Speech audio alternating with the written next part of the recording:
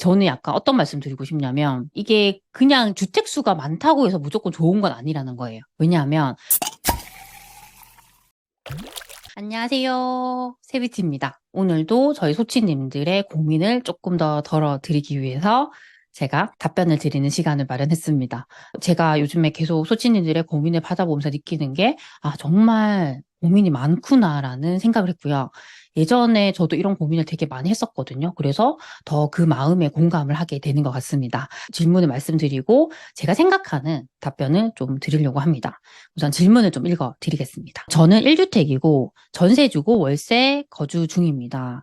2주택자가 되고 싶은데 시드머니가 1억 정도라 지금 분양권을 사거나 내년에 좀 더 모아서 2억이 되면 구축을 매도해서 실거주를 하는 것 중에 어떤 것이 더 나을지 고민이 됩니다.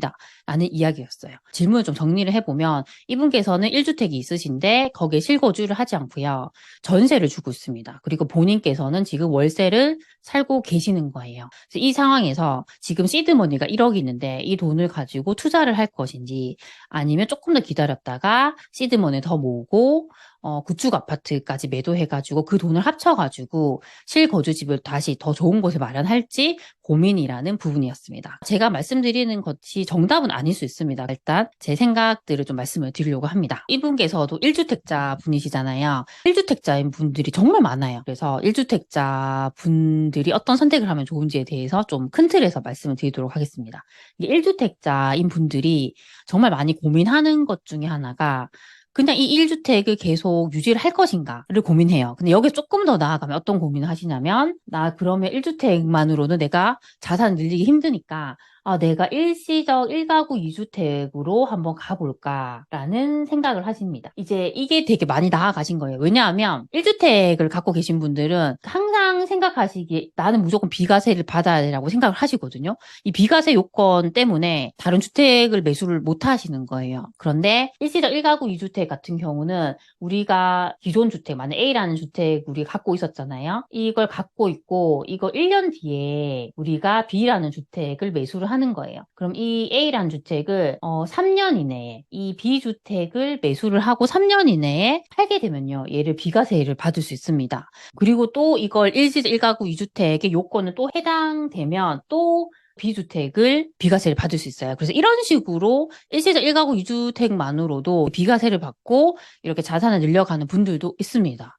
근데 이게 해보시면 알겠지만 정말 그 요건을 맞추기가 너무 어려워요. 내가 직접 살더라도 제때 그 기한에 맞춰서 집을 파는 것도 어렵고요. 내가 만약에 실거주하지 않고 전세를 줬을 수도 있잖아요. 그럼 또 세입자분이 계시기 때문에 만약에 이분이 뭐 계약갱신권을 썼다 하면 연장을 해줘야 되고 이런 사항들 때문에 이걸 확실하게 딱딱 지키기가 전 어려운 것 같더라고요. 제 지인분들도 이런 식으로 하시는 분이 있는데 결국에는 이걸 포기하고 어떤 방향으로 가냐면 2주택이 되는 방향으로 가시더라고요. 근데 저도 똑같은 패턴이었어요. 저도 1주택에서 주택을 더 늘리면 큰일 나는 줄 알았어요. 큰일 나는 줄 알았다가 다시 생각을 한 게 저는 일시적 1가구 2주택으로 갔다가 다시 2주택으로 갔다가 제가 다주택으로 간 겁니다. 그래서 그 단계를 넘을 때마다 저도 되게 허들이 컸었는데 이게 지나고 보니까 아무것도 아니더라고요. 그래서 이분께서는 지금 기존에 주택이 하나 있으니까 일단 주택을 하나 더 늘려서 내가 2주택이 되어야겠다고 결심을 하셨어요. 2주택이 되겠다 결심하셨는데 이분이 지금 갖고 계신 시드머니가 1억인 거예요. 그래서 1억을 가지고 내가 분양권을 지금 사야 할까도 고민인 거예요. 근데 저는 약간 어떤 말씀 드리고 싶냐면 이게 그냥 주택 수가 많다고 해서 무조건 좋은 건 아니라는 거예요. 왜냐하면 내가 그렇게 좋은 물건을 보유하지 못하고 못난이 물건을 하나를 기존의 1주택인데 하나를 더 산다고 해서 내 자산이 내가 생각한 것만큼 올라간다.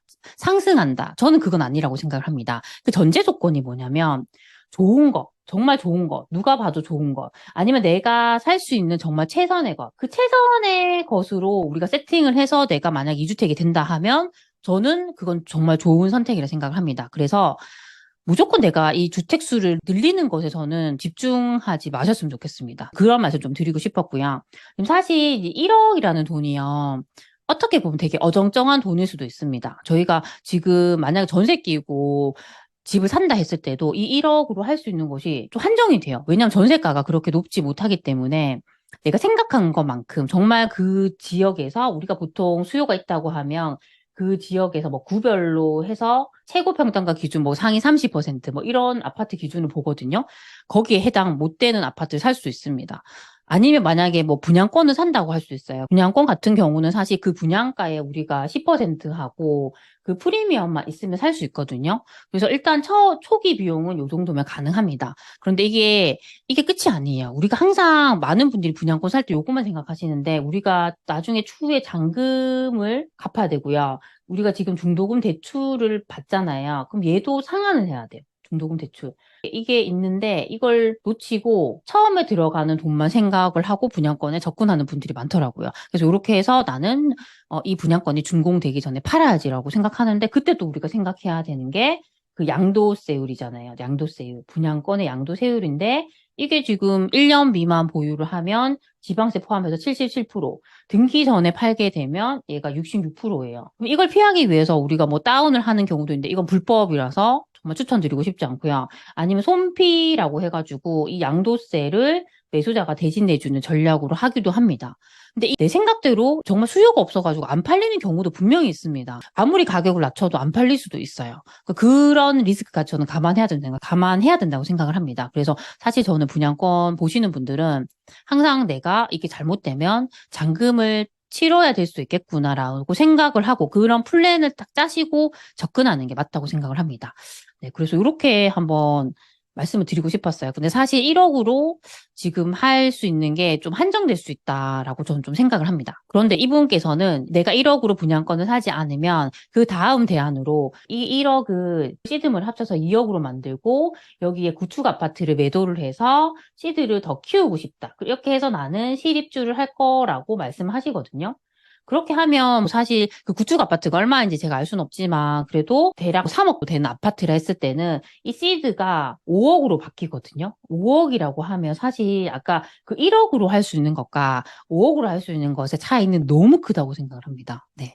그런데 저는 사실 만약에 이 시드가 5억이 됐다 했을 때 그냥 이 집에 실입주를 하는 건 추천드리고 싶지 않습니다. 근데 내가 만약에 나는 정말 주거의 만족도가 너무 중요해라고 생각하시는 분들은 사실 실입주를 해도 됩니다. 그런데 그게 아니라 나는 자산을 빨리 늘리는 게 목적이라 했을 때는 사실 이 돈으로 실입주할 아파트에 사는 게 아니고요. 저는 투자를 해야 된다고 생각을 합니다. 근데 투자를 할 때도 저는 너무 좋은 방법이 있다고 생각을 합니다. 그럼 이분이 만약에 이 5억이라는 돈을 가지고 투자를 한다 했을 때 어떻게 제가 포트폴리오를 짤 수 있는지 한번 말씀을 드려보겠습니다. 일단은 보통 가장 접근하기 쉬운 게 아파트입니다. 아파트. 그럼 아파트를 전세 끼고 사는 방법인데요. 그럼 만약에 전세 끼고 여기가 뭐 전세가율이 한 50% 되는 아파트를 했을 때 이게 전세가가 2억 5천이라고 하면 5억이니까 이런 아파트를 두 채를 살 수 있습니다. 지금 현재는 비규제 지역 기준으로 그 2주택까지는 저희가 취득세 중과가 되지 않습니다. 해볼 수 있다고 생각을 합니다.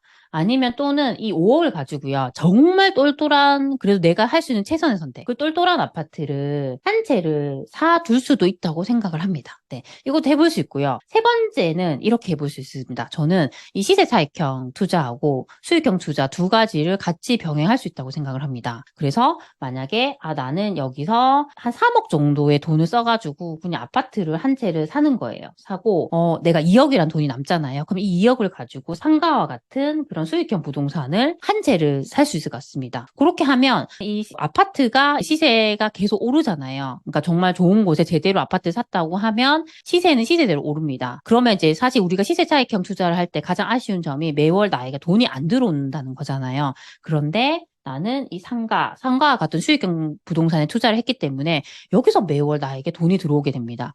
저희가 수익형 부동산 같은 경우도 잘 찾아보시면요. 이 정말 수익률이 막 6% 정도로 괜찮은 것들도 있더라고요. 만약 6%라고 했을 때는 내가 1억 정도의 돈을 넣어서 월 100만 원 정도 받을 수 있는 것들이 있어요. 그럼 만약 금리가 더 높으면 이게 조금 떨어질 수 있지만 그래도 만약 이게 가능하다 했을 때는 충분히 내가 상가를 사두면 여기서 100만 원, 아까 이제 2억으로 상가를 사니까 만약에 더 월세 지수가 높은 애를 잘 선택했을 때는 100만 원 이상의 수익이 들어올 수 있는 거죠. 아니면 요런 1억을 투자해서 살 수 있는 상가를 두 채를 산다고 하면 월 200이 또 들어올 수도 있잖아요. 이런 식으로 하면 시세는 시세대로 내가 가져갈 수 있고 월세는 월세대로 들어오니까 내 생활 수준도 높아질 수 있는 것 같아요. 사실 처음에 이제 투자하시는 분들이 시세 차익형 투자를 많이 하시는데요. 저도 시세 차익형 투자를 계속 해오다가 지금은 수익형 투자를 병행하고 있는데 해오면서 느끼는 게 이게 내가 처음에 할 때부터 이 포트폴리오를 잘 짜가지고 시세 차익형 투자와 수익형 투자를 같이 병행했으면 훨씬 좋았겠다는 생각을 하거든요. 그래서 만약에 특히나 이렇게 시드가 많이 확보가 될 수 있는 분들 같은 경우는 처음에 이렇게 투자하실 때 포트폴리오를 이렇게 잘 짜셔가지고 이렇게 나눠가지고 하시면 더 좋을 것 같습니다. 그래서 좀 이분 같은 경우는 지금 기존에 뭐 시드머니하고 기존에 갖고 계신 1주택도 팔아가지고 내가 실거주할 집을 사겠다고 하시는데 사실 자산을 늘리려는 입장에서는 실거주를 조금 미루는 것도 괜찮을 것 같아요. 저도 제가 돈이 없어가지고 투자를 해야 되는데 돈이 없으니까 제가 집을 팔고 그 돈을 가지고 이제 투자를 하고 저는 월세를 살았거든요. 저도 아이가 2명이나 있는데 사실 되게 걱정도 많이 했어요. 정말 월세 살아도 될까라고 걱정했는데 그 덕분에 정말 좋은 곳에 집을 사둘 수 있었고 그걸 기반으로 해서 투자를 해 나갈 수 있었습니다. 내가 편하면서 투자를 잘하는 건 욕심이야 라고 좀 생각을 하시고 그렇게 좀 계획을 잘 짜시면 좋지 않을까라는 생각을 했습니다. 네. 그래서 오늘 제가 말씀드린 것들이 조금이라도 도움이 되셨으면 좋겠습니다. 그럼 우리 다음 시간에 만나요. 안녕.